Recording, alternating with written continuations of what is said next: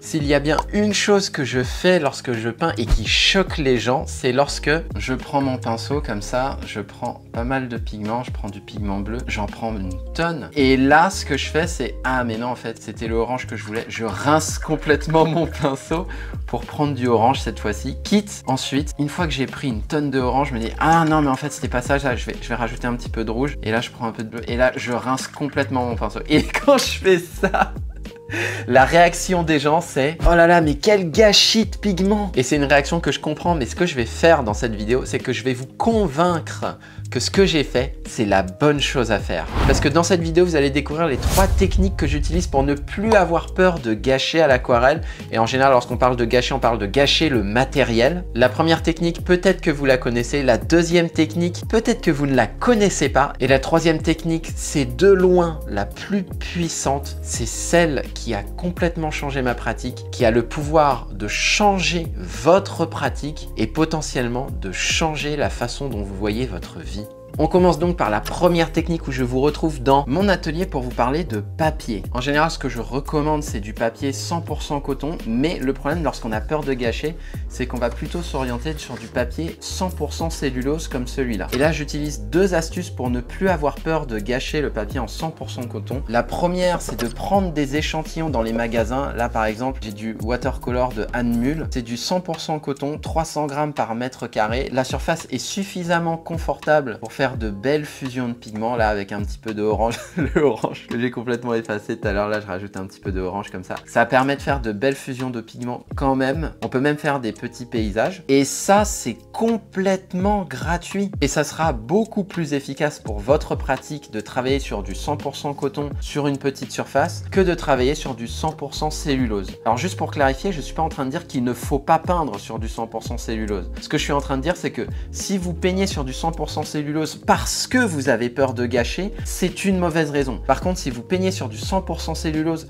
parce que vous aimez le cellulose, là c'est très bien. Et en plus, ça vous permet de tester différents papiers. Là par exemple, je vois que la fusion de couleurs se fait très bien sur le watercolor de Anne Mule. La deuxième astuce pour ne pas avoir peur de gâcher votre papier 100% coton, c'est d'utiliser le verso de votre papier. Donc là, ce sont des exercices que j'ai fait avec des élèves pendant un live. Et si je retourne la feuille, en fait, vous allez constater que derrière, il y a une autre aquarelle que j'avais faite à l'époque. L'objectif de cette aquarelle, c'était pour tester quelques fusions de couleurs. Mais le problème que j'ai eu, c'est que j'ai eu plein d'auréoles ici, ici, ici. Après, je trouve que l'aquarelle a quand même son charme. C'est un paysage un peu psychédélique. Je sais pas si ça vous parle ce type de paysage, mais si c'est le cas, n'hésitez pas à me l'indiquer en commentaire de cette vidéo. Là, c'est pareil, j'avais fait un exercice avec un bâtiment, une ombre dessus, et de l'autre côté, en fait, c'était un ciel que j'avais testé. Et là, c'est quoi ça? Bref, c'est pas très grave, mais c'était un test que j'avais fait sur un ciel et vous voyez que j'ai recyclé le verso pour pouvoir faire tout ça. La deuxième technique pour ne plus avoir peur de gâcher concerne les pigments et pour ça, rien de mieux qu'un extrait de live que j'ai eu avec les élèves et vous allez voir à quel point ma technique est efficace pour ne plus gâcher un seul bout de pigment. Moi j'ai encore une question, enfin j'ai encore 2 questions. Une, dans ta palette, les couleurs, c'est pas des godets, hein, ça vient de tes tubes. Ouais. Quand ça sèche puis qu'il t'en reste, si tu peins tous les jours, bon bah tu peux réhumidifier. Mais si tout à coup tu laisses ça en plan pendant 2-3 jours puis que ça sèche, tu récupères quand même? Ouais, là je récupère tout là. Hein. Ouais, et ce que je fais, c'est que je dévisse mon spray et là je verse des gouttes comme ça. Après chaque séance, je verse des gouttes. Ça me permet de tenir 4-5 jours. Hein. Donc ouais, tu mets l'eau après ta séance de peinture et pas avant ta séance de peinture. Ouais, non, après ma séance de peinture parce que je reprends les pinceaux, après l'eau, il y a une partie de l'eau qui s'est évaporée. Parce que là, je plonge là, hein. Là c'est une piscine hein, pour l'instant. Donc si je le fais avant ma séance de peinture, le problème c'est que j'ai des piscines. Et après, vous allez apprendre à doser. Là, la quantité est quand même importante, un peu trop importante.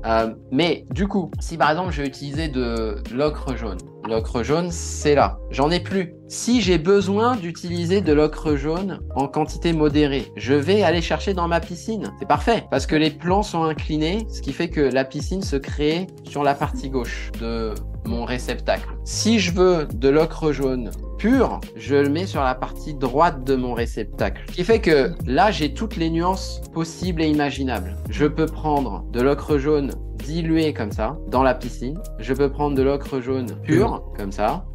Et je peux même faire des effets en sec sur sec. Et je peux prendre de l'ocre jaune que je dilue un petit peu dans la piscine, qui va me permettre de faire une tonalité intermédiaire. Le problème des piscines, c'est que c'est un peu sale. Là, c'est pas de l'orange pur, c'est un orange qui est légèrement sali. Si vous voulez de l'orange pur, pas sali, vous prenez un petit peu d'orange. Et là, j'ai un orange qui est beaucoup plus pur. En fait, j'ai toutes les possibilités avec ce système de conservation des pigments, sans gaspillage. Moi, j'ai l'impression que je fais de la pub là. L'avantage de cette super méthode, c'est qu'il n'y a aucun gaspillage. En plus, je peux même prendre des pigments complètement purs.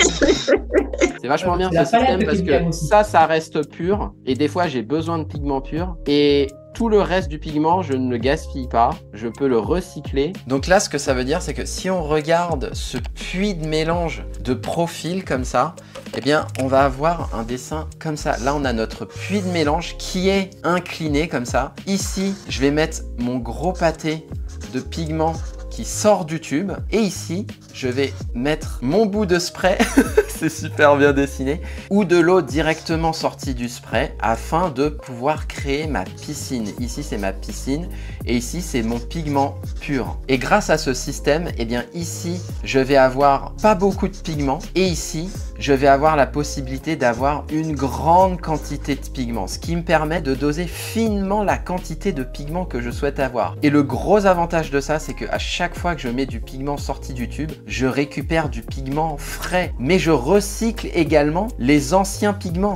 Ici, c'est les nouveaux pigments frais et ici, ce sont les anciens pigments recyclés. Et en plus de ça, une fois qu'on ferme la palette et qu'on met le capot, là, c'est complètement fermé, et bien l'humidité dans la piscine va permettre de préserver l'humidité du pigment pur. Et là, j'ai fermé ma palette et lorsque je l'ouvre, et bien ici, par exemple, la terre de sienne brûlée, j'y ai pas touché depuis 2 jours, mais comme il y a la piscine, ça a évité à tout ce pâté-là de durcir et de se solidifier. Ce qui fait que même 2 jours plus tard, j'ai l'impression d'avoir du pigment pur ici. Si vous trouvez ce contenu utile, je vous invite à imaginer l'impossible. Qu'est-ce qui vous semble inaccessible à l'aquarelle aujourd'hui? Est-ce que c'est créer de magnifiques aquarelles dans la spontanéité, la légèreté et le lâcher-prise? Est-ce que c'est être capable de capturer l'ambiance et l'émotion d'un lieu qui vous touche? Est-ce que c'est le plaisir d'offrir, de montrer ou d'exposer des aquarelles dont vous êtes fier? Quelle que soit votre réponse, ma spécialité est de vous aider à rendre cette chose qui vous semble aujourd'hui impossible à l'aquarelle possible. Pour découvrir ma méthode exacte et 100% gratuite qui va vous permettre d'accomplir l'impossible à l'aquarelle,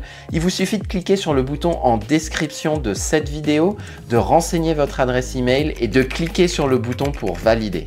Et enfin, la troisième et dernière technique qui fait que vous n'aurez plus peur de gâcher à l'aquarelle, pour moi, elle a changé ma vie. C'est une technique mentale et elle s'appuie sur un postulat de base. C'est que dès lors qu'on a peur de gâcher, en réalité, ça veut dire qu'on veut avoir une préservation de quelque chose. Si j'ai peur de gâcher du papier 100% coton, ça veut dire que je veux préserver mon papier 100% coton. Mais lié à cette préservation, toujours, il y a en face une destruction. À toute destruction correspond une préservation et à toute préservation correspond une destruction. Et ça, c'est un schéma mental que j'applique dans toute ma vie et notamment dans ma pratique de l'aquarelle. Et vous allez voir qu'à partir du moment où vous mettez de la conscience sur ce schéma de pensée, il y a plein de choses qui vont devenir évidentes. Donc si je prends l'exemple du papier, j'ai peur de gâcher le papier. Je veux donc préserver mon papier, mais à côté de ça, qu'est-ce que je détruis?